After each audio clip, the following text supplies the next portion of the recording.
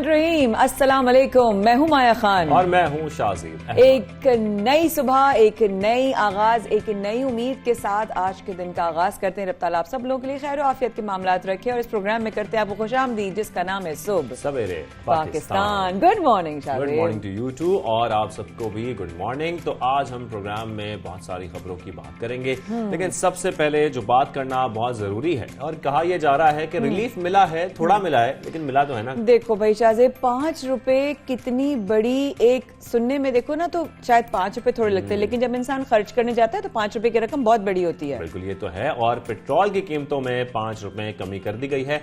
यहाँ पर आपको ये बताना बहुत जरूरी है कि पेट्रोल की कीमत में 5 रुपए फी लीटर कमी की गई है, क्योंकि हम ये देख रहे थे कि आलमी मंडी में जो कीमतें हैं वो भी कुछ नीचे आई हैं। हाँ। और तजवीज ये दी गई थी कि 10 रुपए कम किए जाएं, लेकिन उसके बाद ये हुआ कि 5 रुपए कम हो गए। 11 रुपए का बोलकर 5 रुपए कम कर दिए तो ज्यादती की बात है। लेकिन हम यहाँ यही कह सकते हैं कि तजवीज ओगरा ने भिजवाई थी, लेकिन उसके बावजूद 11 रुपए कम नहीं किए गए हैं, 5 रुपए कम किए गए हैं। तो आप लोग को ये रिलीफ मिला है कि पेट्रोल और डीजल की कीमतों में 5 रुपए कम। तो साथ साथ सबको वो भी तो बता दो कितने दिन के लिए भाई। हाँ, ये आपको बताना बहुत जरूरी है कि आप लोग को जो रिलीफ मिला है ये सिर्फ और सिर्फ 15 दिन के लिए मिला है। 15 दिन के बाद ये कीमतें रिवाइज भी हो सकती हैं, इसमें इजाफा भी किया जा सकता है, हो सकता है कि इसको बरकरार भी रखा जाए, लेकिन अभी फैसला ये किया गया है कि ये कीमतें सिर्फ और सिर्फ 15 दिन के लिए हैं। और 15 दिन की छुट्टियां हो या 15 दिन से ज्यादा हो, सर्दियों की छुट्टियों की अगर बात करें तो एनसीओसी ने अब इजलास के बाद बाकायदा ऐलान कर दिया है, और ऐलान ये किया है कि मौसम सरमा की तातीलात जनवरी के आखिर में होंगी। पहले ये कहा जा रहा था कि ये 25 दिसंबर को होंगी। एग्जैक्टली, सुनने में ये आ रहा था, लेकिन बच्चे एक्साइटेड भी हो गए थे। और जब हमने पूछा कुछ बच्चों से, जाकर सर्वे किया हमने, स्टडी किया, तो यही कहा, जवाब आया मौसमियत का पता नहीं, हमें तो कुछ नहीं पता। तो बिल्कुल सही जवाब था, वाकई कुछ नहीं पता, जनवरी में जाके छुट्टियां किसी को भी नहीं पता था। और अब ये फैसला सामने आ गया है कि ये जनवरी के आखिर में होंगी, और इसमें तमाम सूबों से सिफारिशात ली गई थी, जिसके बाद ये फैसला किया गया है।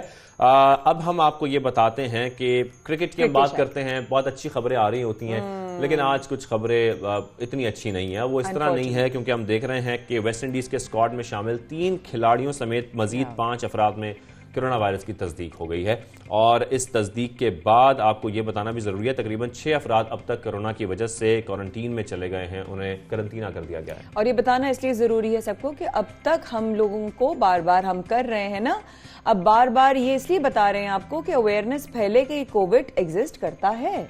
बिल्कुल बिल्कुल। और हम ये देख रहे हैं कि मेहमान टीम की जो स्क्वाड है उसमें से तकरीबन 5 से 6 अरकान जो हैं वो इस वक्त क्वारंटीन में है। लेकिन इसके साथ साथ आपको ये भी बताएं कि दूसरी जानिब वेस्ट इंडीज टीम में शामिल डेवॉन थॉमस जो हैं वो इंजरी का शिकार हुए। वो पहले T20 में जख्मी हो गए थे। खदशा जाहिर किया जा रहा है कि कोरोना केसेस के बायस ये सीरीज मनसूख भी हो सकती है। तो ये है एक बुरी खबर जो हम आप लोगों के साथ शेयर कर रहे हैं, लेकिन खैर हम उम्मीद करते हैं कि इसमें कुछ पॉजिटिव खबरें आगे जाकर हमारे सामने आए। आगे चलकर ये बात कर लेते हैं कि वजीर आजम जो हैं, हमारे जो कप्तान हैं, उनकी मकबूलियत में बड़ा इजाफा हो रहा है। भाई उनके एडमायरर्स बहुत हैं, ग्लोबली हैं, एज अ कैप्टन उनको सब जानते हैं। तो इस वक्त वो जिस फहरिस्त में आ चुके हैं वो एक ब्रिटिश सर्वे के हिसाब से है, और 2021 के जो टॉप लिस्ट है, टॉप 100 की, उसमें हमारे वजीर आजम पाकिस्तान इमरान खान का नाम है, top people who admire him, और साथ साथ नाम है मलाला यूसुफजई का। तो यहां पर आपको ये बता दें कि इसी फहरिस्त में नोबेल इनाम याफ्ता मलाला यूसुफजई का भी नाम शामिल है। वज़ीर आज़म इमरान खान और मलाला यूसुफजई 2018 और 2019 में भी सबसे ज्यादा सराहे जाने वाली शख्सियात में इनका नाम शामिल है। तो ये तो हो गई इन दोनों शख्सियात की बात। आगे चलकर अब ये बात कर लेते हैं कि एहसान राशन प्रोग्राम है, उसमें अब तक 96 लाख खानदान और 10,000 से ज्यादा करियाना स्टोर्स रजिस्टर्ड हो चुके हैं, और मजीद भी रजिस्टर्ड हो सकते हैं। आपको करना क्या है कि सिर्फ और सिर्फ अपना CNIC नंबर आपने भेजना है 8171 पर, और आप इसके लिए रजिस्टर्ड हो जाएंगे। बिल्कुल ऐसा ही है। और इस खबर के साथ साथ पाकिस्तान को बहुत सारे चैलेंजेस हैं, लेकिन अगर हम 2016 के एक ऐसे वाकये की बात करें शाज़िब, जिसको ना हम भूल सकते हैं, ना हमारी नस्लें भूल सकती हैं, एक स्याह रंग, एक ऐसा हिस्टोरिकल दिन जिसको हम क्या, पाकिस्तानी क्या, इंसानी दिल रखने वाला जिसको भी वो दिन याद आता है, उसका दिल खून के आंसू रोता है। बिल्कुल, 16 दिसंबर 2014 जिसको अब तकरीबन इस सानए को 7 साल बीत चुके हैं और आज भी हमारे दिलों से ये सानया निकला नहीं है। लेकिन हमने देखा कि 2014 में इस सानए के बाद पूरी कौम यकजा हो गई और मुत्तहिद हो गई और हमने देखा कि एक तरफ हम ये देख रहे थे कि इस सानए का यकीनी तौर पर जो जख्म था वो बहुत गहरा था, लेकिन इसके साथ साथ पाकिस्तानी कौम और हमारे इदारे उनकी जो हौसले थे, उनका जो अज़म था वो इससे कहीं ज्यादा बुलंद था और यही वजह है कि हमने इसी तरीके से यकजा होकर मुत्तहिद होकर पाकिस्तान के कोने कोने से हमारे मुल्की इदारों ने मिलकर दहशतगर्दी का खात्मा किया। हम इस दहशतगर्दी से पाक हैं और इसी साहने का आज हम जिक्र कर रहे हैं, साहने APS के, जिसमें बहुत सारे मासूम बच्चे, नन्हे बच्चे शहीद हुए थे। उन जो बुज़दिलाना एक दहशतगर्दी थी, उन बुज़दिल दहशतगर्दों की तरफ से उस साने में ये मासूम बच्चे हमसे जुदा हो गए, लेकिन आज भी हम उन्हें याद करते हैं और हमारा दिल उतना ही दुखी होता है जब उनका जिक्र करते हैं, उनकी बात करते हैं। बिल्कुल, मैं अपनी इस्लाह करना चाहूँगी। 2014 जो है 16 दिसंबर का दिन हम जिंदगी में कभी नहीं भूल सकते। जब उन लोगों की शक्लें हमारी आंखों में आती हैं तो सिर्फ एक दुआ होती है, बारगाह इलाही में हमारी झोलियाँ फैलती हैं, रब ताला कि हमारे मुल्क में ऐसे ही माओं को जन्म देना जिन्होंने अपने बच्चों को शहीद करके भी कहा कि फिर बच्चे स्कूल गए, फिर आर्मी पब्लिक के बच्चों का जो अज़्म था और उनकी हिम्मत थी और उनका हौसला था वो फिर हिम्मत पकड़ी, फिर उन लोगों ने कहा नहीं हम स्कूल जाना नहीं छोड़ेंगे। शाहज़ेब, मुझे आज भी याद है वो दिन। सो कौन भूल सकता है। इस पर हमें बात करने के लिए आज हमारे साथ मौजूद हैं अहमद नवाज हमारे साथ मौजूद है और हमने जो मुख्तलिफ स्टूडेंट्स थे वो अब एक बार फिर उभर कर दुनिया भर में पाकिस्तान का नाम रोशन कर रहे हैं, मुख्तलिफ एजाज़ उन्हें मिल रहे हैं, मुख्तलिफ कामयाबियाँ वो समेट रहे हैं। इसी पर बात करने के लिए आज हमें ज्वाइन किया है अहमद नवाज ने। अहमद नवाज, बहुत शुक्रिया हमें ज्वाइन करने के लिए और हमारे शो में आने के लिए। आर्मी पब्लिक स्कूल में गुजारे लम्हात और दोस्त आपको कितने याद आते हैं, यहाँ पर यह पूछना बहुत ज़रूरी है। आपकी क्या यादें वाबस्ता हैं APS से? मैं चाहूँगा कि आप इस पर भी बात करें और जो दोस्त आपके दुनिया से रुखसत हो गए उनके बारे में आपको क्या याद आता है या क्या कहना चाहेंगे आप? दोस्तों की याद ज़रूर आती है। स्कूल के जो दिन थे तो वो कोई भी नहीं भूल सकता और स्पेशली जो मेरे दोस्त जो हादसे में शहादत पा गए तो उन पर मुझे बहुत ज़्यादा फ़ख्र है और उन्हीं की वजह से ही जो है तो पाकिस्तान जो है तो इतना आगे आ सका है, दहशतगर्दी का मुकाबला कर पा सका है। और इसके अलावा जो है जो मेरी ये मोटिवेशन है तो ये उन्हीं दोस्तों की के ज़रिए है जो उस हादसे में शहीद हो गए और अपनी जान जो है तो उन्होंने अपने वतन के लिए खो दी। इसके अलावा जो जितने ज़ख्मी हुए उस हादसे में, जितने मेरे दोस्त हैं उन्होंने जितनी रेजिलियंस दिखाई उस हादसे के बाद, so it was all very commendable and inspiring for everyone. मेरा सवाल आपसे है, एक सानहे से गुजरना, एक बहुत बड़े एक एक्सीडेंट से गुजर कर ना सिर्फ नॉर्मल होना बल्कि अपनी तालीम को कंटिन्यू करना, कैसा था ये? जी बिल्कुल, इस तरह के हादसात से आगे आकर जो है तो बढ़ना बहुत मुश्किल होता है, इसलिए क्योंकि जो साइकोलॉजिकल इफ़ेक्ट्स होते हैं इस हादसे के, इस तरह के हादसात के, तो दे आर वेरी डीप। इस हादसे से आगे आने में जो है तो मेरे वालिदैन ने मेरी बहुत मदद की, मेरी फैमिली ने। इसके अलावा जो पाकिस्तानी कौम हमारे साथ खड़ी हुई उस हादसे के बाद, तो इन चीज़ों ने जो है तो मेरी बहुत एक इंकरेजमेंट की, एक मोटिवेशन दी मुझे ताकि मैं इस तरह कुछ काम कर सकूं दुनिया भर में, ताकि इस तरह के हादसा दोबारा आइए कि जब APS का जिक्र आता है तो आपके दोस्तों के साथ गुजारा हुआ वक्त आपका वो कौन से लम्हात हैं जिनकी वजह से आपके चेहरे पर मुस्कुराहट आ जाती है? जी बिल्कुल, दोस्तों के साथ जो है तो बहुत इस तरह के मोमेंट्स थे जो याद आते हैं अभी भी, आज भी। जब स्पेशली जब 16 दिसंबर का ये दिन आता है तो स्कूल की यादें ताज़ा हो जाती हैं, उस हादसे की यादें ताज़ा हो जाती हैं। लेकिन one of the memories that I remember from my school times is that of कि हम जब सुबह स्कूल स्टार्ट होने से पहले जब हम बास्केटबॉल खेला करते थे तो वहाँ पर जो है तो हम एक दूसरे के साथ मतलब गपशप लगा लेते थे स्कूल स्टार्ट होने से पहले और बास्केटबॉल की गेम खेल के फिर वहाँ अंदर जाते थे। That my favourite moments that we used to have every morning. Ahmad, ये बताइए, अब बात हो जाए कुछ आपकी अचीवमेंट्स के बारे में। सुना है ऑक्सफोर्ड में आपने कोई इलेक्शन भी जीता है, सबसे पहले उसकी मुबारकबाद हम दोनों की तरफ से, उसके बारे में कुछ बताइए।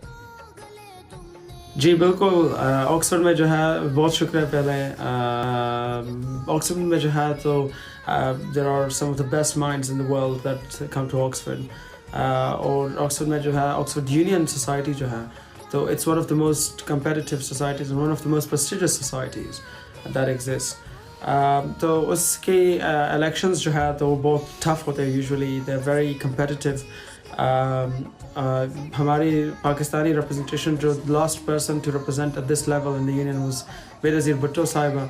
So it's very tough to get involved, but mashallah, Allah ki support thi, parents ki du'a thi, and there was a lot of hard work involved in getting elected to this position, and hopefully I can move forward even further to make the Pakistani ठीक है, ठीक है। आवाज़ जैसा कि आप जिक्र कर रहे हैं इसका भी, अचीवमेंट्स का भी, इसके साथ साथ हम देख रहे हैं कि हमारी जो पाकिस्तान की यूनिवर्सिटीज़ में इलेक्शन हम देखते हैं, स्टूडेंट्स बहुत एक्टिव नज़र आते हैं, मुहिम चलाई जाती है, लेकिन तकरीरें भी होती हैं। ऑक्सफोर्ड में इलेक्शन कैसे होते हैं, किस तरह से इलेक्शन लड़े जाते हैं, क्या होता है, मैं चाहूँगा कि आप वो सब कुछ शेयर करें हमारे साथ।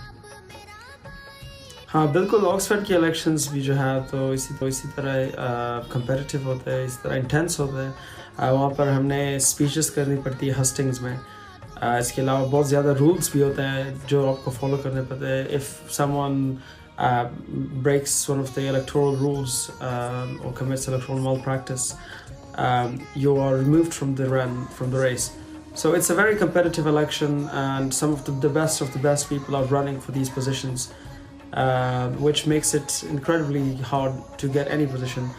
इसके लिए फिर जो है तो इन पर्सन वोटिंग होती है पोलिंग में, यूनियन बिल्डिंग्स में। तो it's a whole process, it's a big journey, a tough journey, which is why not many people have decided to go through it. But लेकिन मेरा जो मकसद है तो वो ये है कि I want to give a message कि जिस हादसे से आगे आकर जो है दुनिया को मैं ये बता सकूँ कि regardless of what happens, it doesn't limit what you can achieve in life. Ahmad बताइए, एक तो ऑक्सफोर्ड में दाखिला मिलना, फिर इलेक्शन लड़ना, फिर जीत भी जाना, ये कोई छोटी कामयाबी और एक छोटा हदफ तो था नहीं जो आपने पार कर लिया। तो वहाँ के स्टूडेंट्स जो हैं उनको आप उनकी तरफ आपका जो सपोर्ट होता है या उनका सपोर्ट यूं कहिए आपकी तरफ, वो कैसा है? जी बिल्कुल, बहुत बड़ी कामयाबी है मेरे ख्याल से, ना सिर्फ मेरे लिए बल्कि पाकिस्तान के लिए। I am the embodiment of Pakistan when I'm here in Oxford. I try to be the best person I can be, to be the best representation. और ये elections जीतना, इस तरह Oxford में excel करना, तो I think it's a moment of pride for not just myself but for the whole of Pakistan and all my friends that support us from Pakistan. यहाँ पर जो मकामी लोग हैं तो they support me a lot. It's mostly them जो मेरी support करते हैं इस तरह के elections में। So I think it's mostly about the visions that you have, कि आपके मतलब इरादे क्या होते हैं, and if your visions are clear, if your visions are noble, I think it's almost always the case that you will be successful in अच्छा अहमद, जब आप इस ताने से गुजरे, यकीनी तौर पर बहुत अफसोसनाक था, लेकिन इसमें आप ज़ख्मी भी हुए, उससे निकलने के बाद बेहतरी के लिए किरदार अदा करना, क्या मिशंस थे आपके, मैं वो जानना चाहता हूँ, क्या गोल्स थे, क्या मिशंस थे? बिल्कुल, जब ये हादसा हुआ, उस हादसे के बाद मुझे यहाँ पर क्वीन स्मिथ हॉस्पिटल बर्मिंघम में लाया गया, बरतानिया में। तो यहाँ पर मैंने एक इरादा किया था कि मैं इस तरह की कैंपेन स्टार्ट करूँगा through which I will try to tackle radicalization by promoting education amongst young people. I will try to focus on the plight of refugees and young people in general. तो with that determination, जब मैं hospital से निकला तो मैंने ये campaign शुरू की। फर्स्टली जो है तो यहाँ पर लोकल यूके में यूके होम ऑफिस के साथ, यूके गवर्नमेंट के साथ यहाँ पर मैंने एक कैंपेन शुरू की, anti radicalisation campaign, through which we try to stop young people from radicalization and extremism and turn them into change makers, to work not for only for themselves but for the society. And for the wider society, for the global society, for the world, for the rest of the world. So yeah, I've done that, and in the future, hopefully, the plan is that I want to continue with this work and hopefully expand to work more with the youth of Pakistan, actually the underprivileged and deprived youth of Pakistan. ठीक है, अहमद नवाज़ हमारे साथ मौजूद थे, गुफ्तगू कर रहे थे और यकीनी तौर पर हम उसी साहने का जिक्र कर रहे हैं जिससे हम निकल आए हैं और हम देख रहे हैं वो बच्चे हमारे जो इस हादसे से गुजरे, इस साहने से गुजरे, आज वो दुनिया भर में पाकिस्तान का नाम रोशन कर रहे हैं, किरदार अदा कर रहे हैं, बहुत अहम किरदार अदा कर रहे हैं। और इसके साथ साथ हम ये भी देख रहे हैं कि वो कुछ मुहिम भी ऐसी चला रहे हैं, कुछ मिशंस भी ऐसे चला रहे हैं कि वो दीगर लोगों की, दीगर बच्चों की ज़िंदगी बेहतर बना सकें और इसी में अहमद नवाज़ भी बहुत अहम किरदार अदा कर रहे हैं। अहमद नवाज़ हमारे शो में हमें ज्वाइन करने के लिए आपका बहुत शुक्रिया, हमें वक्त देने के लिए आपका बहुत शुक्रिया। तो माया अब आगे बढ़ते हैं, बिल्कुल आगे बढ़ते हैं और अहमद नवाज़ को शुक्रिया, उन्होंने वक्त दिया और तमाम माओं को और तमाम उन गाजियों को और तमाम उन शहदा को सलाम हम सब की तरफ से। आज का दिन ना हम भूले थे ना हम भूलेंगे। और अगर बात कर रहे हैं इंसानियत की, इंसानी दिल की शाहजेब, तो हम आपको एक मुलाकात करवाते हैं ज़रूर एक ऐसे वाक़े से जो बेज़ुबान जानवरों के हवाले से एक छोटी सी खबर आई और वो ये था कि जो इंसानी दिल रखता है ना वो बेज़ुबान जानवरों की तरफ से बहुत नरम दिल रखता है। बिल्कुल ऐसा ही है, कुछ तलबा हैं जो मिलकर ये काम कर रहे हैं, बेज़ुबान जानवरों के लिए काम कर रहे हैं, उनकी देखभाल करते हैं, उनका इलाज कराते हैं, उनके खाने पीने का खास ख्याल रखते हैं। तो ये तलबा कौन है और ये किस तरीके से काम कर रहे हैं, क्या इनका मिशन है, आपको दिखाते हैं।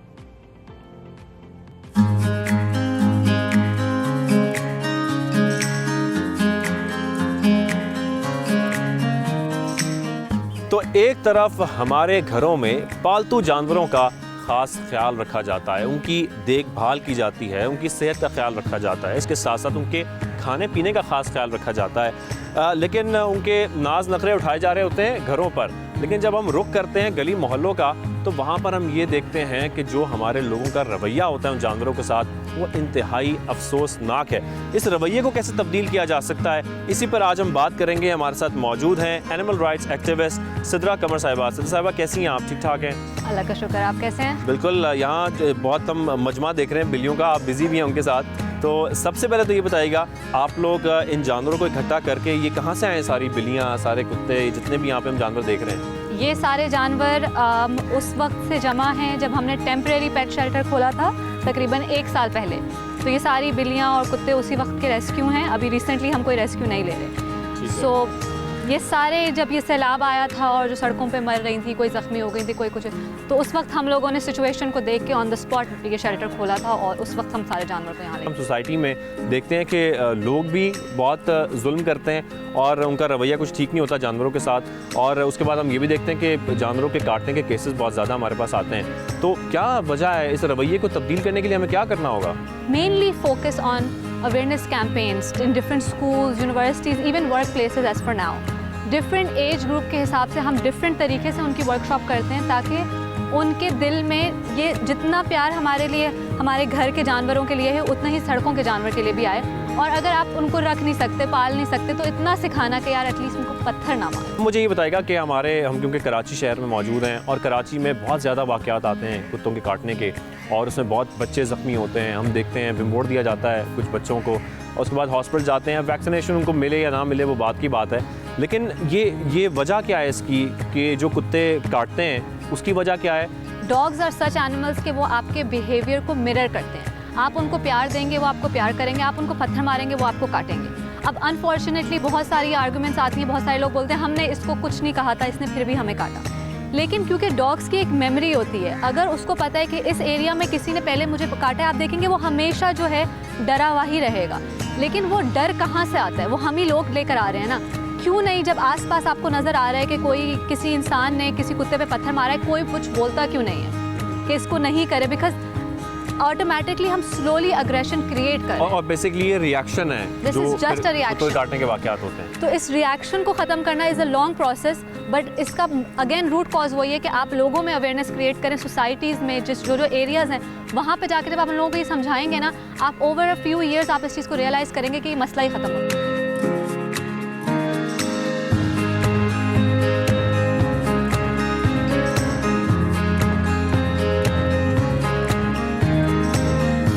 अच्छा सिद्रा, ये बताइएगा कि यहाँ पर कितनी बिल्लियाँ आपके पास? हर कोने में हम देख रहे हैं एक बिल्ली बैठी हुई है, हर कोने में एक कुत्ता बैठा हुआ है, पीछे कुछ डक्स भी हमें नजर आई हैं। तो कितनी बड़ी तादाद है यहाँ पे बिल्लियों की?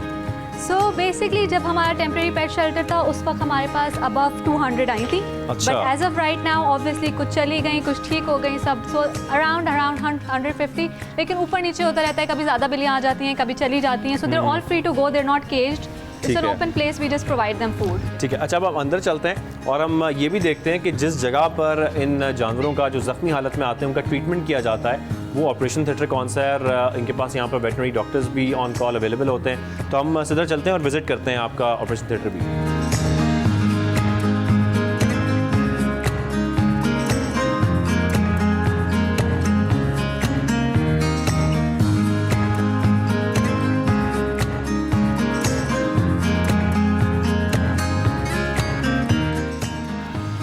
This is the clinic we used जब हमने अपना TNVR का प्रोजेक्ट किया था।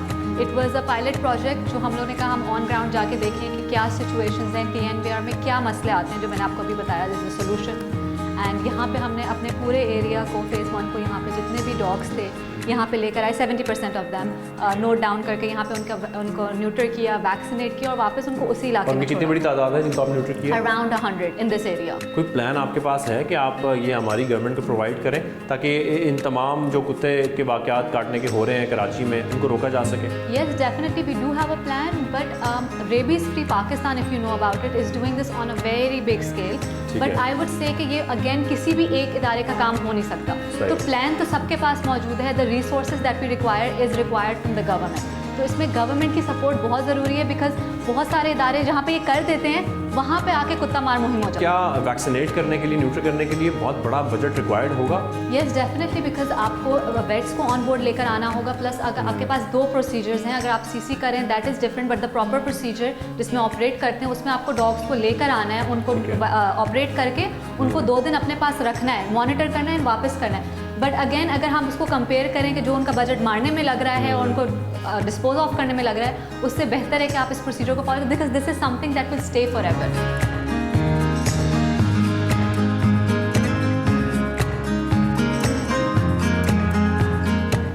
यहाँ पे कुछ एनिमल कटिंग्स बनाई जा रही हैं और सिद्रा भी यहाँ बैठी हुई हैं और वो अपनी निगरानी में सब कुछ करा रही हैं, लेकिन ये इंटर्न्स जो हैं वो खुद से भी बहुत कुछ करते हैं। तो हम इनसे बात करते हैं। अस्सलाम वालेकुम, कैसी हैं आप? ठीक ठाक हैं? तो मुझे बताइएगा ये क्या हो रहा है वैसे यहाँ पे?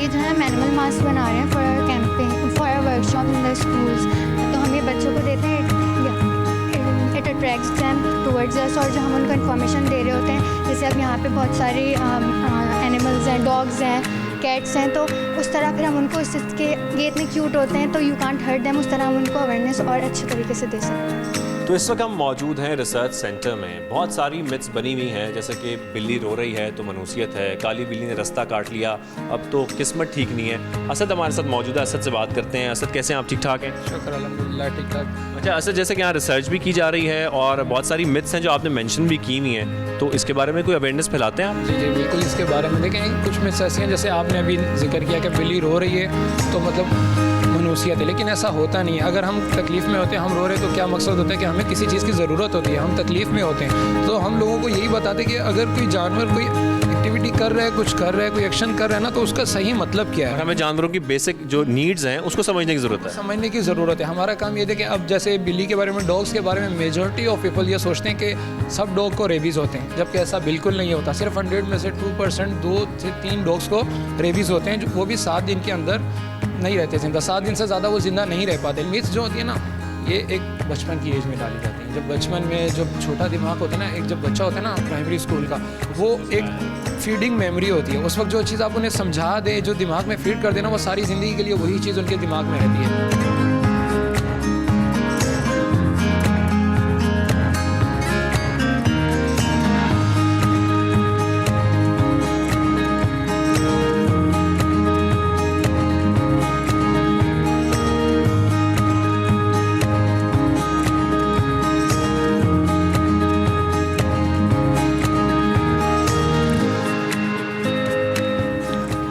सिद्रा कमर और उनकी ये पूरी NGO भरपूर कोशिश कर रही है कि इन तमाम जानवरों को तहफ़्फ़ुज़ फराहम किया जा सके।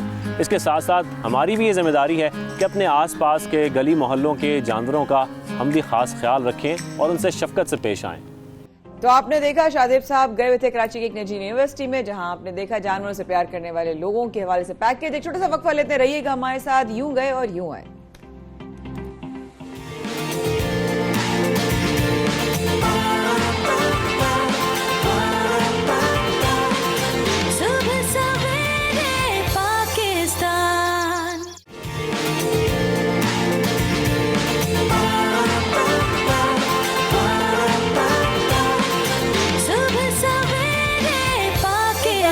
देने का बेहद शुक्रिया। आप देख रहे हैं सुबह सवेरे पाकिस्तान शाहजेब और माया के साथ, और हम लोग भी आपके साथ साथ बहुत कुछ देख रहे हैं। क्या जो थोड़ी बहुत चुन चुन बूंद बूंद आ रही थी गैस, वो भी खत्म हो जाएगी? क्या अब वाकई में ये बहरान जो है बिल्कुल इख्तिताम पजीर हो जाएगा? क्या गैस नहीं होगी? क्या लोग खाना बनाना छोड़ देंगे जैसे कि आजकल छूटा हुआ है कितने घंटों वैसी गैस नहीं होती? शाहजेब, मेरा सवाल आपसे ये कि आपके घर इतनी सी गैस आ रही है? थी। मेरे घर वो भी नहीं आ रही है, गैस है ही नहीं है। और इसके साथ साथ जो वज़ीर इत्तलात वफाकी वज़ीर इत्तलात फवाद चौधरी, वो ये कह रहे हैं कि उन्होंने खतरे की घंटी बजाई है, और साथ वो ये कह रहे हैं कि मुल्की ज़खायर जो है गैस के, उसमें कमी वाक़ई हो रही है। इसके साथ साथ पिछले बरस भी 9% गैस कम हुई, रवा साल भी 9% गैस कम हो गई है। एग्जैक्टली। तो सवाल तो हमारा यही है कि आगे जाकर क्या ये गैस वाकई खत्म हो जाएगी? हाँ एग्जैक्टली, खबरदार वो ऐसे ही कर रहे हैं कि आहिस्ता आहिस्ता आने वाले सालों में गैस की फराहमी बिल्कुल खत्म हो जाएगी। मतलब हम सब तैयार रहें कि हम बगैर बिजली, बगैर गैस, बगैर रोटी चावल के हम रहेंगे। और क्या हमने नए ज़खायर ढूंढने की कोई कोशिश की है? कोई इस तरह से कोई प्लान किया जा रहा है? इसी मामले पर बात करने के लिए हमें ज्वाइन किया है एनर्जी एक्सपर्ट एच अब्बासी साहब ने। अरशद साहब, बहुत शुक्रिया हमें शो में ज्वाइन करने के लिए। अरशद साहब, जिस तरह हम देख रहे हैं फवाद चौधरी साहब खतरे की घंटी बजा रहे हैं और ये कह रहे हैं कि मुल्की ज़खायर बहुत कम होते जा रहे हैं, 9% रवा साल कम हुए हैं, क्या वाकई गैस बहुत जल्द खत्म होने वाली है? जी बहुत शुक्रिया। जैसे आपने अपने इंटरव्यू में एक बात कही है कि जब हम नए ज़खायर को डिस्कवर नहीं करेंगे, उसकी तरफ नहीं जाएंगे, और जो पुराने हमारे पास जो ज़खायर हैं जैसे सुई है, जमजमा है, ब्ला ब्ला जितने भी हैं, अगर वहाँ से गैस इसी रफ्तार से आती रही और हमारी कंजम्पशन वैसे ही रही तो वाकई ख़त्म हो जाएंगे। लेकिन आपके सवाल में एक बात भी है कि क्या हमने नए ज़खायर की दरियाफ्त के लिए कोई काम किया है? तो इसका जवाब है बिल्कुल नहीं। जैसे ये गवर्नमेंट आई थी तो अब मेरे ख्याल में 10-15 पाकिस्तान के जो टॉप के एक्सपर्ट थे ऑयल और गैस के, एक प्रेजेंटेशन की गवर्नमेंट को कि देखिए गैस के रिजर्व यूं ही कम होंगे, ज़खायर कम होंगे, तो इसके लिए पाकिस्तान के बहुत से एरिया ऐसे हैं जहां अभी तक हमने कोशिश ही नहीं की। जैसे मैं आपको बताऊं कि पाकिस्तान में अभी तक जो एरिया एक्सप्लोर हुआ है वो तकरीबन 45% है, यानी 45% को तो अपने हाथ भी नहीं लगाया। आपको मिसाल देता हूँ कि जैसे पाकिस्तान में शुमाली वज़ीरिस्तान, कोलू, ये बलूचिस्तान के वो एरियाज़ हैं जहाँ पे गैस की मुमकिनात बहुत ज़्यादा हायर हैं। इसका इनिशियल सर्वे जब भी हुआ है वो यही है कि जी वाकई यहाँ पे गैस बहुत है, लेकिन अभी तक हमने वहाँ पे उस गैस को एक्सप्लोर नहीं किया। फिर इसी तरह आप दोनों माशाल्लाह पढ़ते भी होंगे, अमेरिका में एक चीज़ आई थी शेल गैस, जिसने पूरी दुनिया की डायनामिक्स को हिला के रख दिया। ये शेल गैस के जो ज़खायर हैं पाकिस्तान में वो 107 ट्रिलियन CFT हैं, यानी अगर हम 100 साल तक इस्तेमाल करें जितनी भी पाकिस्तान की रिक्वायरमेंट है, हमारी गैस ख़त्म नहीं होगी। लेकिन शेल गैस की बदकिस्मती से आप जिस बंदे से बात कर रहे हैं, एक टास्क फोर्स बनी थी, उसका सेक्रेटरी मैं हूँ, मेरे ख्याल में उसकी मीटिंग एक गुज़िश्ता 4 साल में नहीं हुई, उसके ऊपर हमने कोई काम नहीं किया। तो जब ये इस तरह की बातें होंगी कि नई दरियाफ्त कन्वेंशनल गैस पे नहीं जाएंगे, शेल गैस पे नहीं जाएंगे, और जो तीसरी बात जो एक आपको बताना पड़ेगी, और पाकिस्तान में जितने भी जो लोग सुन रहे हैं, हमारे ये जो नेटवर्क है गैस का, इसमें लीकेज इतनी ज़्यादा है कि दुनिया में ऐसी कहीं गैस नहीं है। तकरीबन आप कह सकते हैं 16 से 17%। आप यूं कह लें कि जितना हम कतर से गैस लेके आते हैं इतने ही गैस हमारी पाइपलाइनों से बाहर निकल जाती है। इसे कहते हैं अनअकाउंटेड फॉर द गैस। अब आप देखिए कि ये एक ऐसा मसला है जिसके पर बड़ी डेलिब्रेशंस भी, और ये कहा गया, एस्टिमेट भी लगाया गया, भाई देखें कि जितनी एक महीने में आप गैस लेके आते हैं इतने पैसे लगा दें इस नेटवर्क के ऊपर जो बड़ा पुराना हो गया, जिससे गैस ऑपरेट होती है। आपका भी कहीं इत्तेफाक हुआ होगा कि आप किसी एरिया में जाएं, आपको गैस की स्मेल आएगी, इस पे काम नहीं हुआ। सर यहाँ ये पर जैसे कि आप बड़ी जैसे कि आप यहाँ पर जिक्र कर रहे हैं शेल गैस का, और इसमें यह भी कहा जा रहा है कि ये दुनिया में 17th नंबर पर पाकिस्तान, जहाँ पर बहुत हमारे पास जो है वो ज़खायर हैं शेल गैस के, इसको डिस्कवर करने के लिए हुकूमत को अब क्या स्टेप्स लेने चाहिए? अब मेरे ख्याल में वक्त आ चुका है, अगर अभी से प्लानिंग नहीं करेंगे तो आगे जाकर तो जैसे कि फवाद चौधरी साहब जिक्र कर रहे हैं कि गैस के ज़खायर हमारे पास खत्म हो जाएंगे। देखिए, शेल गैस के जो रिजर्व पाकिस्तान में हैं उस पर टेक्नोलॉजी और टेक्निक टोटल डिफरेंट होती है। मैं बड़ी लंबी छोटी डिटेल मिसाल में नहीं जाऊंगा। वो ये है कि इसमें मुख्तलिफ इलाके को पंक्चर्स करना पड़ता है और एक ड्रिलिंग होती है हॉरिजॉन्टल और वर्टिकल, वो एक लंबी डिटेल है। लेकिन एक बात है, जब ये शेल गैस की पहली रिपोर्ट लिखी गई यूएसएड ने, US geological survey of America, तो आप ये देखें कि उसमें जो पोटेंशियल है एज मुकाबले में इंडिया में या चाइना में, ये बड़ा क्लियर आ गया कि पाकिस्तान में जो बेसिक इंडिकेटर हैं वो बड़े हायर हैं। अभी तक हमारा एक पायलट प्रोजेक्ट भी शुरू नहीं हो सका। ये बड़ी बदकिस्मती की बात है। हम अमेरिका से जहाँ पे बहुत सी डिमांड करते हैं, मेरा ख्याल है क्योंकि मेरा खुद भी अमेरिका में इसी मार्शल शेल गैस बेसन पे काम करने का इत्फाक हुआ है। मेरा तो शायद ये इल्तिजा करूँगा इस गवर्नमेंट को कि अमेरिका को ये कहें कि ये टेक्नोलॉजी प्लस अमेरिकन कंपनीज जो कि इसमें जिसे कहते हैं एक्सपर्ट्स हैं, उनको यहाँ लाएं। लेकिन इससे पहले जो सबसे बड़ी बात ये थी कि हमने एरियाज अपने ऑक्शंस नहीं किए, जिसे कहते हैं ना, एक आपने को पॉलिसी नहीं बनाई, एक पेट्रोलियम की पॉलिसी ओपन एकरेज नहीं बनाई कि चाहे वो कन्वेंशनल गैस निकाले या कोल बेल्ट मिथेन निकाले या शेल निकाले। इसके लिए 3 साल से हम इस गवर्नमेंट को दरख्वास्त कर रहे हैं और हमारे जो प्रिंसिपल सेक्रेटरी उस तक भी बात पहुंची थी आजम खान तक कि देखो आपने कुछ नहीं करना, आपने एक A4 साइज के पेपर के ऊपर एक पॉलिसी बतानी है कि आइए पूरी दुनिया की कंपनीज यहाँ पे काम करें, शेल गैस निकालें और वो प्रॉफिट वो भी लें, हमें भी गैस दें। लेकिन इस पे काम नहीं हुआ। और एक और बात ये भी है, देखिए जो बात सच है, पूरी दुनिया में एक बात इस्तेमाल होती है, no red tape but red carpet for oil and gas companies. यानी आपने जो इन्वेस्टर्स यहाँ पे आए ऑयल एंड गैस कंपनीज के जो इंटरनेशनल है, उनके लिए कोई रेड टेप नहीं, रेड कार्पेट।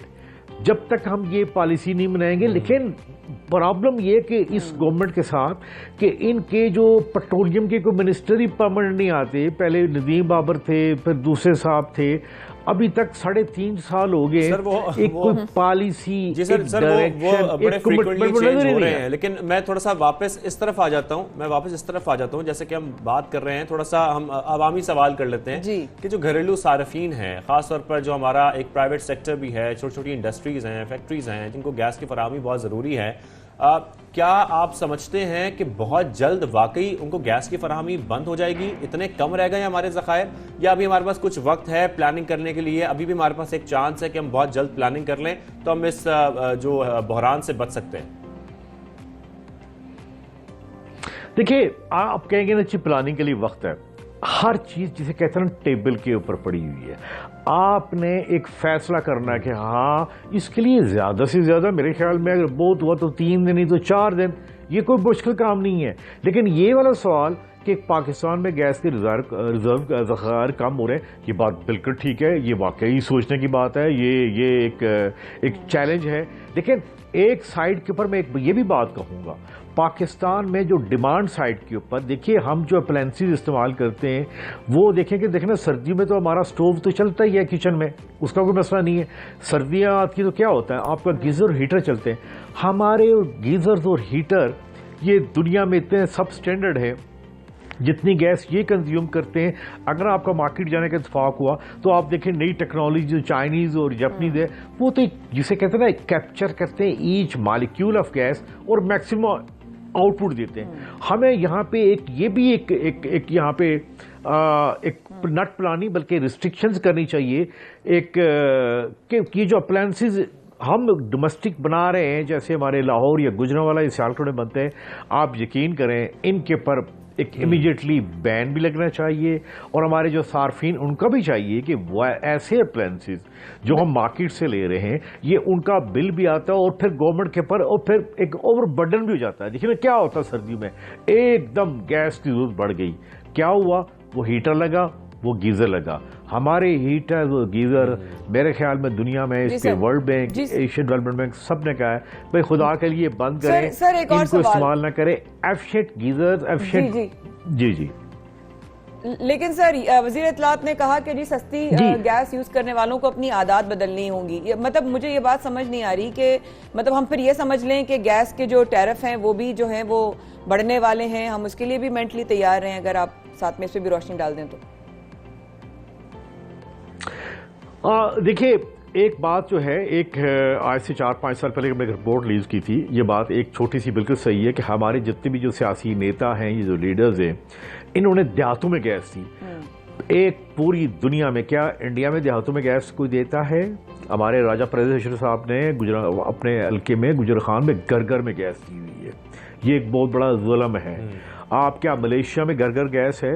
क्या कतर में है? जवाब है बिल्कुल नहीं। और एक बात के ऊपर शायद मैं भी हामी हूं कि आपको जो स्टोव चलता है किचन में वो तो बिल्कुल उसका टैरिफ तो मिनिमम होना चाहिए, लेकिन आप इस तरह के हीटर्स और गीजर इस्तेमाल करेंगे जहां पे इंतहाई ज़्यादा गैस इस्तेमाल हो, उसके ऊपर मेरे ख्याल में एक तरीके से बस सबक सिखाया जा सकता है कि आप इसका टैरिफ बढ़ा दें। जब टैरिफ नहीं बढ़ाएंगे तो तब तक लोगों को वो एहसास नहीं होगा कि वो गैस को किस तरह ज़ाया कर रहे हैं। मैं आपको तकलीफ दूंगा, आप किसी भी सरकारी महकमे में चले जाएं, चाहे लाहौर में LDA है या CDA है या कोई भी है, वहाँ देखें वो किस किस्म के पुराने गीटर इस्तेमाल कर रहे हैं। तो यहाँ पे टैरिफ के जरिए ही एक रेगुलेट किया जा सकता है। अगर हाई टैरिफ करेंगे, एक स्लैब बना देंगे कि इस स्लैब तक इतनी गैस इस्तेमाल करेंगे तो ठीक है, लेकिन अगर आपने इससे ज़्यादा गैस इस्तेमाल की हीटर्स के लिए, गीजर्स के लिए, तो फिर आपको ज़्यादा कीमत देनी पड़ेगी। मेरे लेकिन सर हम आवाम की बात अगर करते हैं ना, आम आवाम को इतनी शायद सर आम आवाम को शायद इतनी टेक्निकलिटी समझ में ना आए, और वो शायद समझना अब चाहता भी नहीं है क्योंकि वो इतना परेशान हो चुका है अब इस वक्त, क्योंकि उसको बेसिक्स की जो है ना वो फराहमी है ही नहीं, उसकी रीच से बहुत दूर हो चुकी है। तो उसकी जिंदगी इतनी डिफिकल्ट बन गई है इस वक्त कि एक आम इंसान कहता है अब क्या गैस भी खत्म हो जाएगी, उसके जहन में सिवाय सवाल के और कुछ आता ही नहीं है। देखिए एक बात, ये तो अब बात ठीक है कि जब टेलीविजन के बार बार आप बर्नर दिखाते हो, बर्नर में गैस नहीं होती और जो खातून खाना है वो परेशान होकर कहती मैं क्या करूं। एक बात तो ये है कि इस गैस की जो मैनेजमेंट है, वो जो दोनों हमारी गैस कंपनीज हैं SNGPL और SSGC, इसमें फेल हो चुकी हुई हैं कि ये कम से कम ये इंश्योर करते कि जो आपके घर में जो बर्नर है, जिस पे किचन चलता है, जिसके ऊपर आपकी पूरी लाइफ रूटीन है, कम से कम वहां तक तो गैस की फराहमी को मुमकिन बनाया जा सकता है। अभी भी हो सकता है अगर शरई सूद की बात करते हैं तो इसलिए बढ़ाए गए क्योंकि कहा गया कि महंगाई जो है ना जी, महंगाई को कंट्रोल में कैसे होगी? महंगाई कंट्रोल में, महंगाई तो कंट्रोल में हो ही नहीं सकती। देखिए जो आप बात करते हैं वो बिल्कुल ठीक बात करते हैं, सार्फिन भी ठीक बात करते हैं, लेकिन वो जो तवक्को करते हैं कि इस तरह की टीम गवर्नमेंट पे परफॉर्म करे, तो देखिए वो मुमकिन नहीं है। अब हमारी ब्यूरोक्रेसी, उसके साथ साथ आपके हमारे जो मिनिस्टर्स हैं, मेरे ख्याल में वो पूरी तरह फोकस नहीं है, और उनकी परफॉर्मेंस की मैं क्या बात करूं, आप लोग बेहतर बात कर सकते हैं। जिस तरह की बातें आती हैं, होना तो ये चाहिए था कि सर जी ने इस गैस को ऐसे मैनेज करते कि बर्नर चल रहा है। बात की बिल्कुल सर, सॉरी मैं आपकी बात काट रहा हूं, हमारा वक्त कुछ कम रह गया है। आप जैसे कि बता रहे हैं जिस तरीके से कि हमें बहुत जल्द प्लानिंग करने की जरूरत है। आप energy expert Arshad H Abbasi साहब हमारे साथ मौजूद थे, तफसीलन हमसे बात करते हैं। सर आपका शो में आने के लिए बहुत शुक्रिया। या छोटी सी ब्रेक लेते हैं, ब्रेक के बाद दोबारा हाजिर होंगे।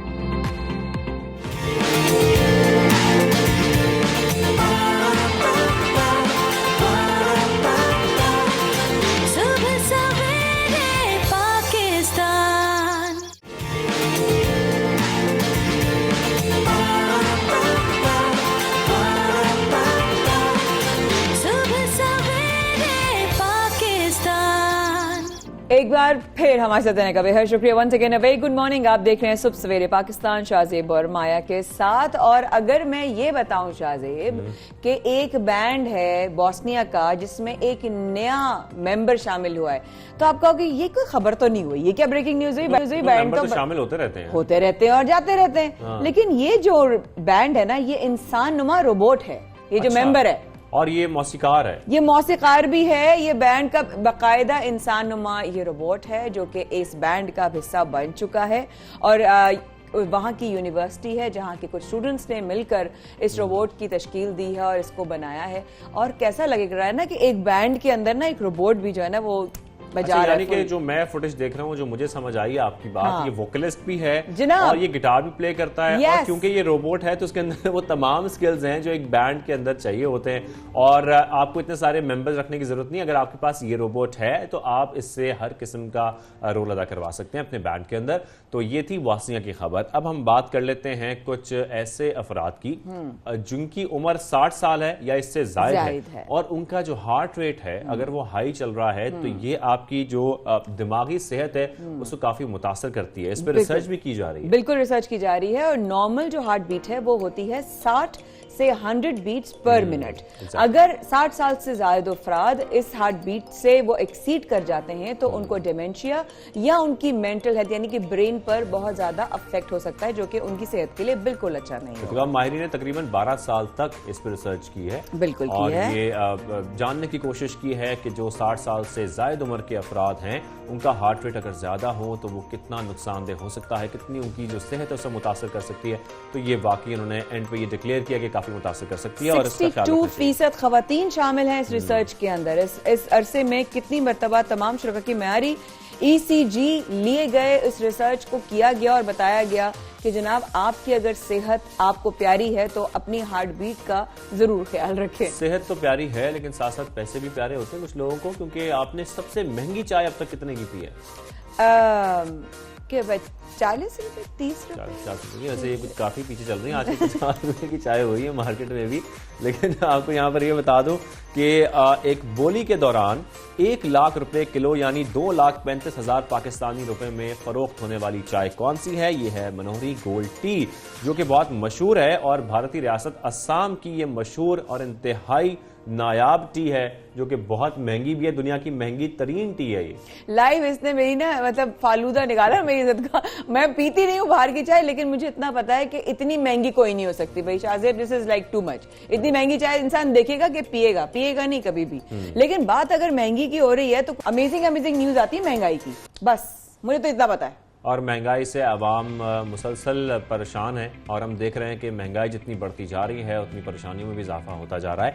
लेकिन इसके साथ साथ आपको ये बताना बहुत ज़रूरी है कि स्टेट बैंक ने यह कहा है कि शरह सूद में इजाफे से महंगाई कम होगी।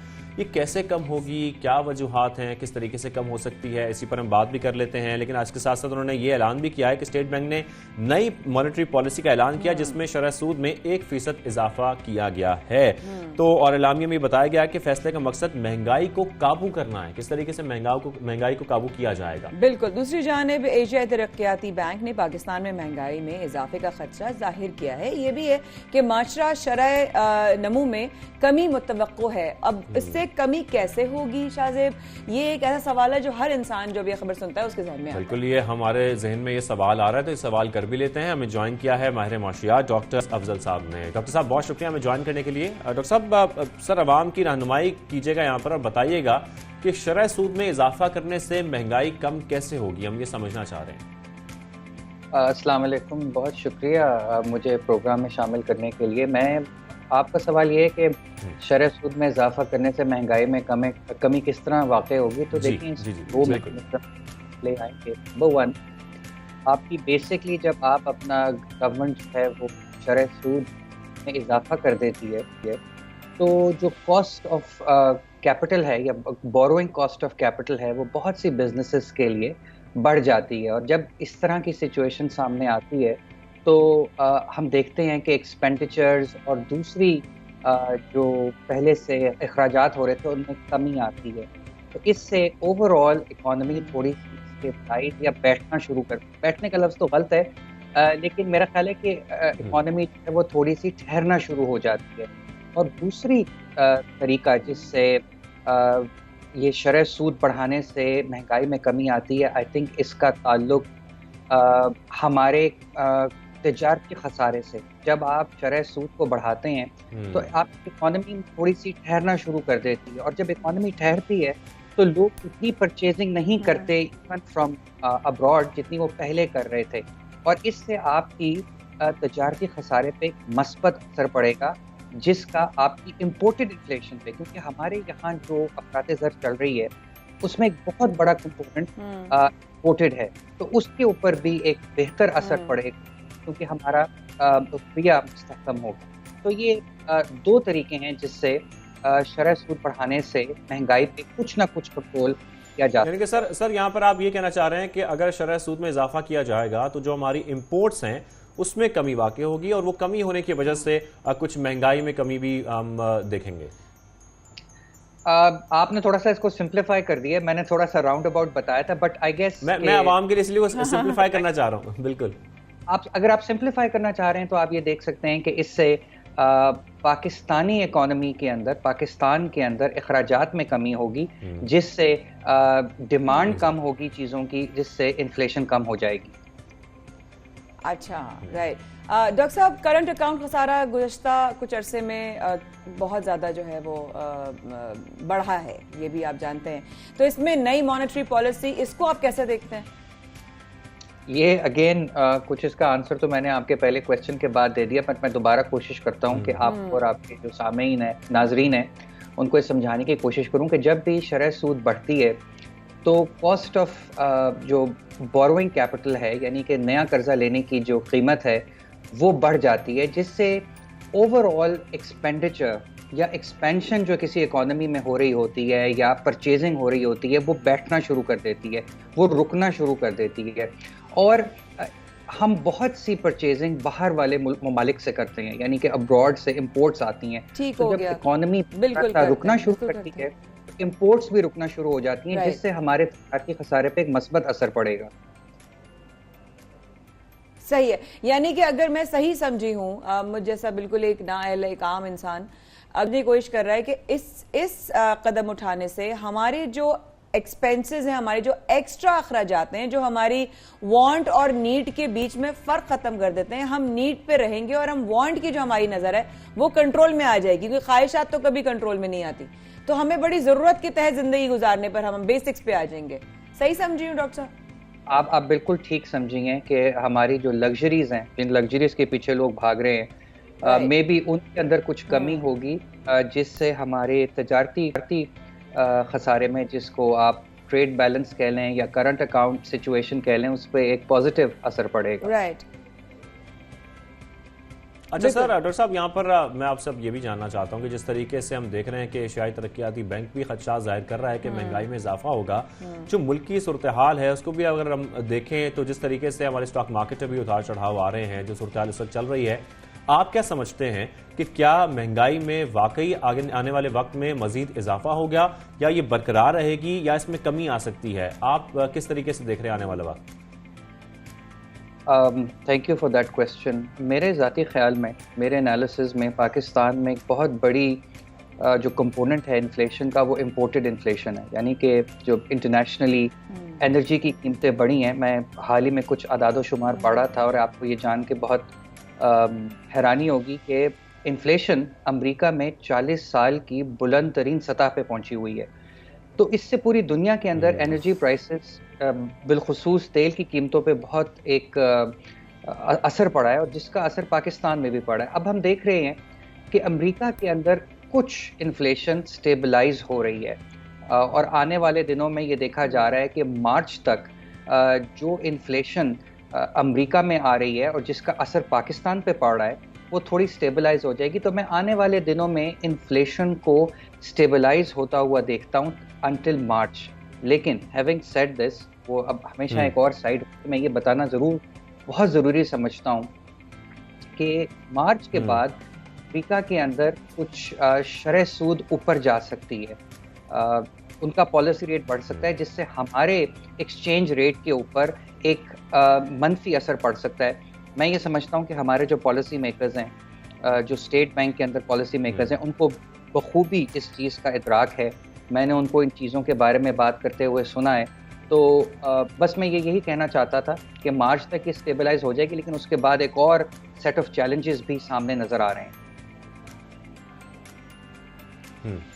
ठीक है, आप हमारे साथ मौजूद थे और तफसील जिस तरीके से आप बता रहे थे डॉक्टर साहब, और आप जैसा कि कह रहे हैं कि मार्च में जाकर आप कुछ देख रहे हैं कि इन्फ्लेशन स्टेबल हो सकती है। माहिर माशियात डॉक्टर अक़दस अफजल साहब हमारे साथ मौजूद थे, तफसीली हमसे बात कर रहे थे।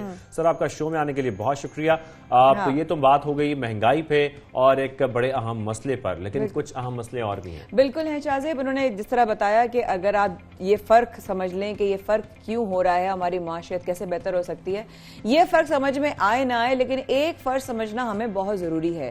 कोविड, फ्लू, छोटी छोटी एलर्जीज, छोटे छोटे हमारी जो वायरसेस या वायरल्स हो जाते हैं हमें, उनमें हम फर्क नहीं कर पाते। ये क्यों होता है, इसकी क्या रीजंस होती हैं, इसमें हमें क्या प्रिकॉशनरी मेजर्स लेने चाहिए, हमें एहतियाती तदाबीर के साथ साथ हमें इलाज क्या करना चाहिए और खुद कैसे हम समझ सकते हैं। बिल्कुल, कैसे समझ सकते हैं कि ये बहुत बड़ी प्रॉब्लम है। अब जब भी हम मौसम तब्दील होता है, पहले तो जब कोविड नहीं था, बिल्कुल, तो मौसम तब्दील होने पे, फ्लू होने पे, मामूली सा जुकाम होने पर हम इतनी टेंशन नहीं लेते थे। लेकिन अब जब से कोविड आ गया है, नए नए वेरिएंट्स आ रहे हैं, हम कुछ खौफजदा भी हुए इस चीज से और केसेस भी हमने बढ़ते हुए देखे। उसके बाद से हम ये कोशिश करते हैं और ये जानने की कोशिश करते हैं कि अगर फ्लू हो रहा है या जुकाम है या गला खराब है तो ये लाजमी कोविड है। और हमारी स्क्रीन पर चल भी रहा है इस वक्त, शायद आप बात भी करें साथ साथ, स्क्रीन पे चल रहा है कि फ्लू का, कोविड का, वायरल्स का जो डिफरेंस है उसकी क्या उसकी बेसिकली वो कैसे आप उसको निशानदेही कर सकते हैं। ठीक है, और यही हम जानना चाह रहे हैं कि क्या वो डिफरेंशिएट किस तरीके से किया जा सकता है, कैसे ये पता लगाया जा सकता है कि ये कोविड है या ये कोविड नहीं है। इसके साथ साथ आपको ये बताना भी जरूरी है कि फार्मास्यूटिकल कंपनी फाइजर ने यह कहा कि क्लिनिकल ट्रायल्स में कोरोना से बचाव की गोली की करामद होने की तस्दीक हो गई है और ये कहा जा रहा है कि 90% इसके कुछ रिजल्ट्स अच्छे आ रहे हैं और ये भी कोशिश की जा रही है कि इसके जरिए लोगों को कोविड से रिकवर कराया जा सके। तो इस सारे मामले पर कि कोविड से रिकवरी कैसे करनी है, कोविड को हमने जांचना कैसे है, ये पता कैसे लगे कि कोविड टैबलेट्स क्या होती हैं, ये सब चीजें जानने के लिए हमें इस वक्त ज्वाइन किया है अमराज की माहिर डॉक्टर फैसल महमूद साहब ने। डॉक्टर साहब, बहुत शुक्रिया हमें ज्वाइन करने के लिए। डॉक्टर साहब, सबसे पहले तो हम देख रहे हैं कि एक टैबलेट है जिसके ट्रायल इस वक्त किए जा रहे हैं, आप इस टैबलेट को कैसे देख रहे हैं और ये कहा जा रहा है कि 90% दुरुस्तगी के नतीजे जिसके सामने आ रहे हैं, इससे किस हद तक फायदा उठाया जा सकता है? जी, वालेकुम सलाम। बुलाने का शुक्रिया। तो इसमें यह है कि ये जो दवाई है ये और फिर एक और भी दवाई एक और फार्मास्यूटिकल बना रही है, ये डायरेक्ट कोविड के वायरस पे ही हमला करती है। और इसके इब्तदाई जो रिपोर्ट आ रही है वो यही कि ये बहुत कारआमद है, अबाउट 90%। मगर याद रखें कि ये सिर्फ अर्ली प्रेस रिलीज में उन्होंने बताया और हमने ये भी देखा है दूसरे स्टडीज़ के अंदर ऑल्सो कि जो शुरू में जो वो रिपोर्ट करते हैं, जो इवेंचुअली जो रिपोर्ट होता है उसमें फ़र्क है। एंड जो इब्तदाई दूसरी रिपोर्ट आ रही है वो ये कह रही है कि शायद इतना अच्छा नहीं है, about 60% 70% ये इफेक्टिव है। बहरहाल जो भी है, अच्छी बात ये कि गोली है, ये घर पे ली जा सकती है। तो जब ये आएगी तो ये एक अच्छा हथियार होगा हमारे लिए कॉफ के खिलाफ। लेकिन यहाँ पर एक पॉइंट है सर, डॉक्टर साहब सॉरी आपने सवाल करना चाह रही थी, मैं एक पॉइंट आपसे सर जानना चाह रहा हूँ कि जिस तरीके से हम देख रहे हैं कि वैक्सीन हमने लगाई, मुख्तलिफ वेरिएंट सामने आए, म्यूटेशंस होती हैं, नए वेरिएंट सामने आ जाते हैं, तो क्या ये टैबलेट ऐसी टैबलेट होगी कि कोई भी वेरिएंट आ जाए ये उसके लिए मुकाबला करने के लिए तैयार होगी, अगर हम ये खा लेते हैं उससे रिकवरी हो जाएगी? ये बहुत अच्छा सवाल है, बहुत मुश्किल सवाल है, बिकॉज वी डोंट नो कि आने वाले वेरिएंट्स के खिलाफ ये काम करेगी कि नहीं करेगी। प्रॉब्लली करेगी, क्योंकि इसके वायरस के मारने का तरीका थोड़ा सा अलग है। ये उस तरह से नहीं है जैसे कि एंटीबॉडी काम करती हैं, तो ये मोर देन लाइकली काम कर लेगी नए वेरिएंट्स के खिलाफ भी, मगर ऑब्वियसली ये वक्त ही बताएगा हमको। बिल्कुल ठीक है डॉक्टर साहब, अगर ये टैबलेट मार्केट में आ गई तो क्या हम फ्लू, आम जो नज़ला होता है उसकी तरह हम कोविड की भी जो है वो उसका इलाज कर सकेंगे, उसका ट्रीटमेंट कर सकेंगे? और साथ साथ ये भी बताइएगा कि हर दूसरे शख्स को जो है वो नज़ला खांसी हो रहा है, वो फ़र्क जो है वो होना और वो नज़र आना जो है वो काफ़ी डिफ्रेंशिएट करना मसला हो चुका है भाई आम इंसान के लिए। छूटते ही कहता है अरे तुम्हें कोविड तो नहीं होगा, इंसान को छींक ले तो उसके लिए बड़ा मुश्किल हो जाता है। ये एक बड़ा एक मसला आजकल दरपेश है। जी डॉक्टर साहब। बिल्कुल बिल्कुल। सो इसमें अगेन आपके पहला जो सवाल है उसके अंदर ये है कि देखें, जितने भी वायरल इन्फेक्शंस हैं उनके खिलाफ जब हम दवाई शुरू करते हैं तो की बात ये होती है कि आप जल्दी शुरू करें बीमारी को थोड़ा सा बढ़ने से पहले। तो ये वाकई फ़र्क करना बहुत मुश्किल होता है कि अगर किसी को छींक आ रही है, किसी की नाक बह रही है, तो क्या ये कोविड है या कोई दूसरा वायरस है या एलर्जी है, क्योंकि ये इस मौसम में एलर्जी भी बहुत ज़्यादा होती है। तो एलर्जी को तो फ़र्क करना थोड़ा सा निस्बतन आसान है। जिन लोगों को सर्दियों में एलर्जी होती है, नाक बहती है, वैसी छींकें आती हैं, हर सीज़न में वैसी तबीयत ख़राब होती है, तो उनको तो पता होता है ये तो मेरा मौसम, हमेशा इस मौसम में मेरी तबीयत ऐसे ख़राब होती है। अलबत्ता कोविड और दूसरे वायरसेस के दरमियान फ़र्क करना काफ़ी मुश्किल है। शाहजेब जो ये बातें बता रहे हैं ये इतनी ज़रूरी है आम इंसान के लिए कि अगर आपको नज़ला है, आपको ज़ुकाम है, आपको किसी और तरह का फ्लू या वायरल आपको अटैक है या आपको कोविड है, आप किस तरीके से जो है उसको समझ सकते हैं। आपकी स्क्रीन पर आप लोगों के सामने ये रिसर्चेस इस वक्त आ रही हैं हमारी। अच्छा, और ये जो हम चार्ट शो कर रहे हैं इसमें आपको यही बता रहे हैं कि मुख्तलिफ जो बीमारियां हैं उसको हमने डिवाइड इसी तरीके से जो हम आपको दिखा रहे हैं स्क्रीन पर, वो ऐसे ही है कि अगर आपको तेज बुखार है, आपको थकावट है, आपको फ्लू है, ये जो सारे कॉम्बिनेशंस हैं, इसी तरीके से डॉक्टर्स भी इसमें आपको जज करते हैं कि क्या आपको कोविड है या आपको मलेरिया है या आपको डेंगू, क्योंकि इनकी अलामात मिलती जुलती होती हैं। बहुत अच्छा सवाल शाहजेब जो तुमने किया कि कैसे अब टेस्ट कराने फौरन पहुंच जाते हैं, वो फॉल्स नेगेटिव क्या है, फॉल्स पॉजिटिव क्या है, फौरन लोग आपसे घबराना शुरू हो जाते हैं, बिकॉज लोग जो है वो खौफ में मुब्तला हो जाते हैं। किसी को खांसी हो आप उसे फौरन जो है वो 2 मीटर का फासला बना देते हैं। किसी को अगर जुकाम होना शुरू हो, भाई तुम मेरे पास नहीं आना। वाकई में क्योंकि लोगों के जो साइकोलॉजिकली जो अफेक्ट हुआ है ना शाहजेब, वो भी बहुत ज्यादा हुआ है ना, क्योंकि उनको मालूम है कि भाई इस तरह की वबा है। अब अगर नहीं है वबा तो नहीं होगा अगर अगले को, तो फिर भी आप ख्याल कर रहे हैं। तो प्लीज जरा ये चार्ट गौर से देख लीजिए कि ठंड लगना क्या है, एलर्जी क्या है, कोविड होना क्या है, उसकी अलामात क्या है, किस तरह खांसी, नज़ला, जुकाम क्या है उसकी, आप टायर्डनेस, आपको छींक आ जाती है, वो तमाम चीजें, बॉडी में कितना दर्द होता है। बिल्कुल, ये तमाम चीजें इसमें लिखी हुई हैं। नाक बहना हो, जिस्म में दर्द हो, गले में सोजिश हो, या आपको सांस लेने में दुश्वारी है, डायरिया की प्रॉब्लम है, सर दर्द है, इसके साथ साथ सांस लेने में दुश्वारी है, सूंघने में, जायके में तब्दीली अगर आप देख रहे हैं, तो ये तमाम वो अलामात हैं जिन सब में डिफरेंस है। फ्लू अलग चीज है, कोविड अलग चीज है, इसके साथ साथ अगर आपको सीजनल बुखार या कुछ और अलामात शो हो रही हैं तो उसमें और कोविड में बहुत फर्क है। ये चार्ट मैं चाहता हूं कि आप लोग सेव कर लें अपने पास, इसको याद कर लें या इसको सेव कर लें इस वजह से, ताकि जब आपको अलामात शो हो, जब आपको ये दिखे तो आप ये समझ सकें कि अलामात किस चीज की हैं। क्या ये कोविड की हैं, ये फ्लू की हैं, ये सीजनल को आपको जो है वायरल इन्फेक्शन है, क्या है। तो इसी पर हम डॉक्टर साहब से बात भी कर रहे थे और वो हमें तफसीलन बता भी रहे थे कि आपको क्या करने की जरूरत है। और सबसे पहले जो आपकी सेफ्टी प्रिकॉशंस हम ले सकते हैं वो यही हैं कि हम एहतियात करें। और इस वक्त के बाद रहेगा हमारे साथ शाहजेब और माया कर रहे हैं आपका इंतजार। सुबह Pakistan will be right back.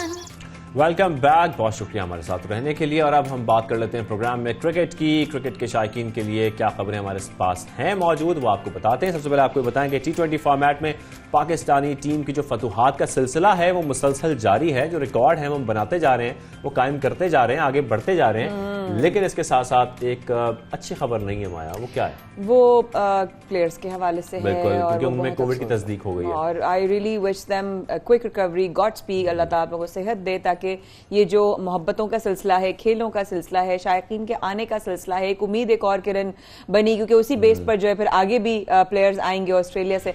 तो बहुत सारी चीजें जुड़ी होती है ना शाहजेब। जैसे हम कितने एक्साइटेड हो रहे थे कि क्रिकेट आ रहा है शाहजेब। अच्छा, क्या मैं शाहजेब से डिटेल्स ले रही हूँ, शाहजेब कौन से मैचेस होने वाले हैं, अच्छा कितने कितने बजे होंगे, अच्छा किस तरीके से होगा, और हमारी एक्साइटमेंट बढ़ जाती है। ऐसे कोई जश्न होना, एक सेलिब्रेशन हो, उसमें इस तरह की। और हमारे यहाँ वैसे ही बहुत शौकीन है लोग क्रिकेट के, वो चाहते हैं कि मुख्तलिफ इंटरनेशनल टीम्स जो हैं वो पाकिस्तान आए और वो जाके स्टेडियम में मैचेस देखें।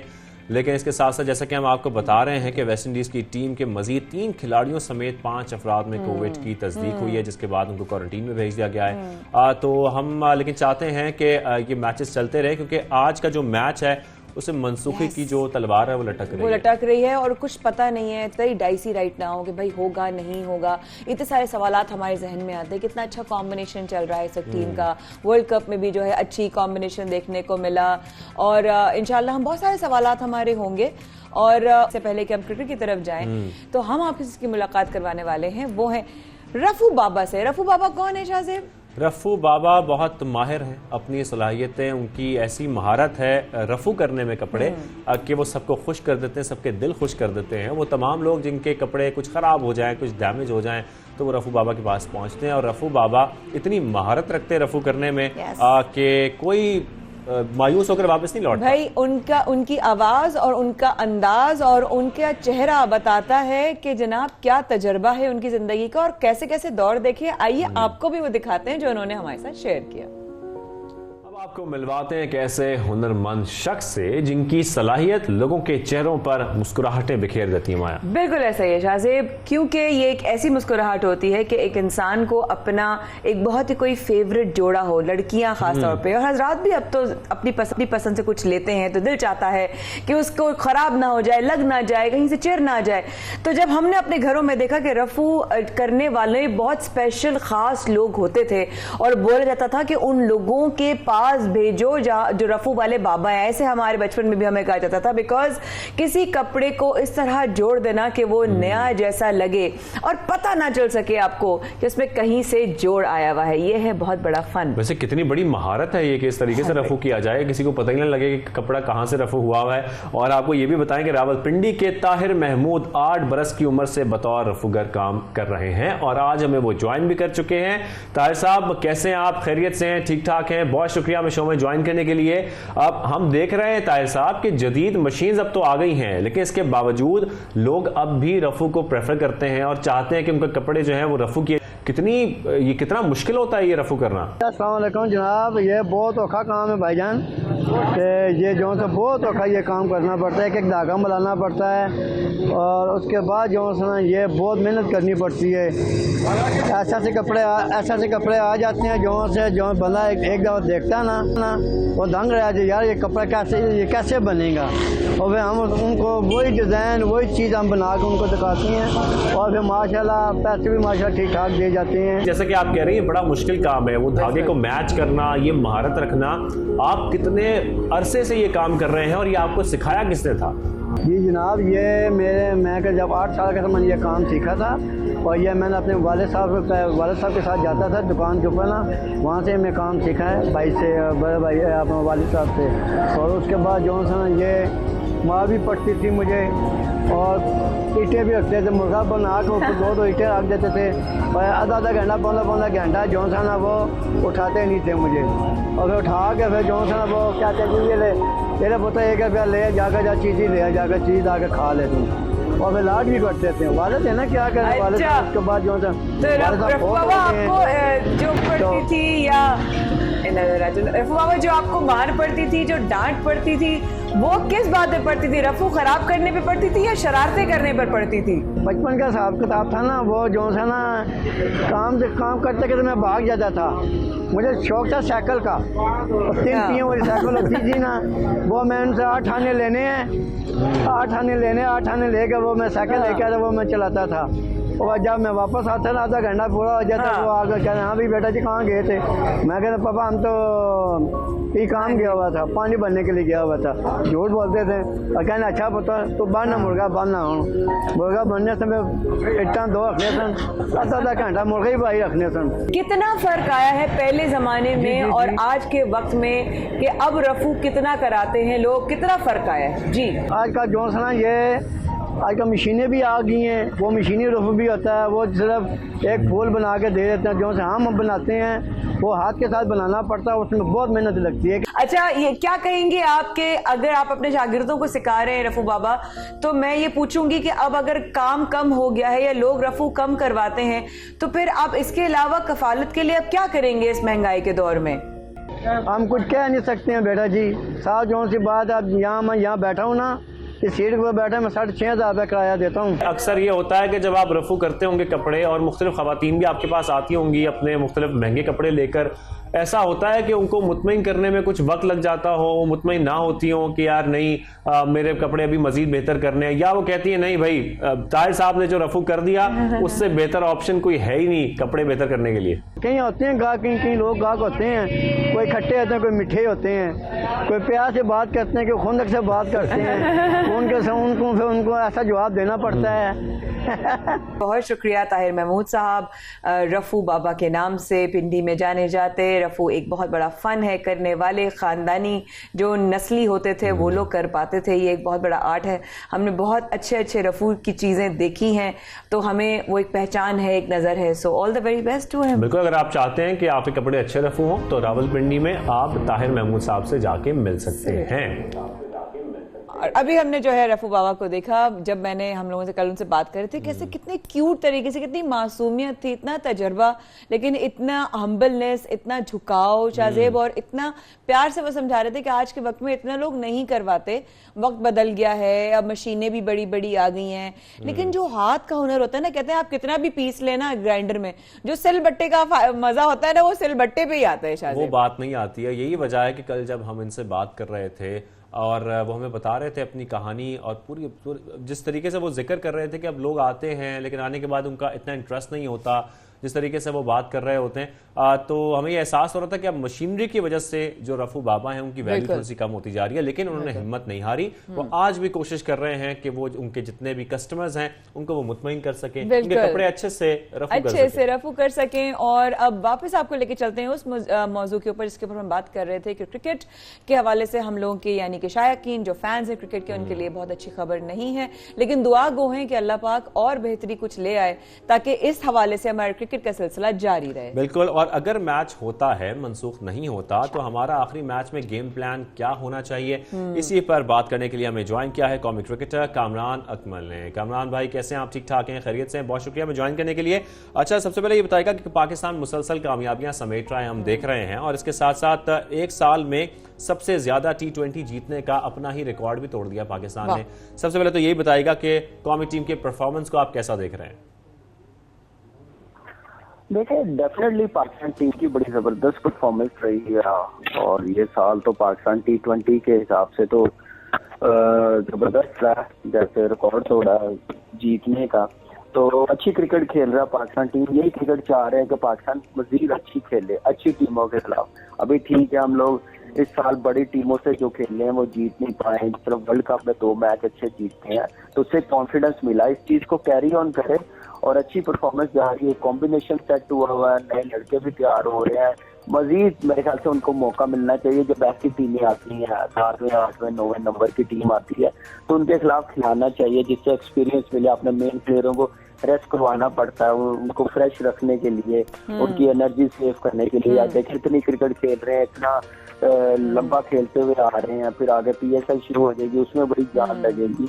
तो यही मौका होता है कि आप बांग्लादेश जैसे वेस्ट इंडीज की अभी टीम आई हुई है, तो आप नए प्लेयरों को खिलाएं जो परफॉर्मर हैं डोमेस्टिक के, जैसे बेंच पे बैठे हुए शाहनवाज खानी, उस्मान है, खुशदिल शाह, तो इनको खिलाएं, एक्सपीरियंस दें, तो और अच्छा होगा पाकिस्तान के लिए, जो हम लोग पिछले 2-3 साल से कहते हुए आ रहे हैं। तो ये चीजों पे काम करना बड़ा जरूरी है। और बाकी रही परफॉर्मेंस पाकिस्तान टीम की, दूसरे मैच में भी बड़ी जबरदस्त रही है। लास्ट मैच में जैसे नवाज ने फिनिश की है इनिंग बैटिंग में, आज जैसे शादाब ने की है दूसरे T20 मैच में बड़ी जबरदस्त बैटिंग की है, जिसकी वजह से पाकिस्तान टीम एक फाइटिंग टोटल लगा सका। तो उसके बाद बॉलिंग में डिफेंड करना इतना ईजी नहीं था। एक टाइम पे लग रहा था कि वो जीत जाएंगे, लेकिन यह है कि शहीन ने जैसे बॉलिंग की है, शादाब ने इकॉनमी बड़ी जबरदस्त रही है, अच्छा साइन है। अच्छा कामरान साहब, ये बताइए कि टीम का कॉम्बिनेशन भी बहुत अच्छा इस वक्त नजर आ रहा है और वर्ल्ड कप में भी बहुत ही अच्छी परफॉर्मेंस रही, लेकिन इस सीरीज की भी हवाले से किन नए खिलाड़ियों को मौका देना चाहिए था? देखिए, ऐसी सीरीज में जैसे लास्ट सीरीज बांग्लादेश के साथ हुई है या ये वेस्ट इंडीज की टीम आई है, मौका उनको देना चाहिए था। आप जैसे बेंच पे बैठे हैं, उस्मान है, शाहनवाज खानी है, उस्मान है, फिर खुशदिल शाह, इन 4 प्लेयरों को मौका देना चाहिए। आप जब बड़ी टीम से नहीं खेलते तो होम सीरीज में आप ऐसी टीम के खिलाफ अपने प्लेयरों को मौका देना चाहिए। हमारे हमसाये मुल्क इंडिया में देखें कि वो उस टीम के खिलाफ सीरीज खेल रहे थे T20 जो वर्ल्ड कप का फाइनल खेल लिया न्यूजीलैंड, उन्होंने अपने 6 से 7 प्लेयरों को रेस्ट दिया। आगे टूर जो आ रहा था वेस्ट इंडीज का उसके लिए, फिर देखें कि वो सीरीज भी जीत गए उस टीम से। तो यही चीज होती है कि जब आप अपनी होम सीरीज में खेलें तो आप जितना हो सकता है कि अपने मेन प्लेयरों को रेस्ट करवाएं, उतना अच्छा होता है, स्पेशली जब ऐसी टीम आती है। तो मेरे ख्याल से ये एक कल्चर हमारा चेंज होना चाहिए। जो ऐसी टीम आती है तो सारी टीम खेल रही होती है, तो ये नहीं जो शुएब मलिक और हफीज को रेस्ट करवाया और रेस्ट नहीं करवाया वो ड्रॉप हुए हैं।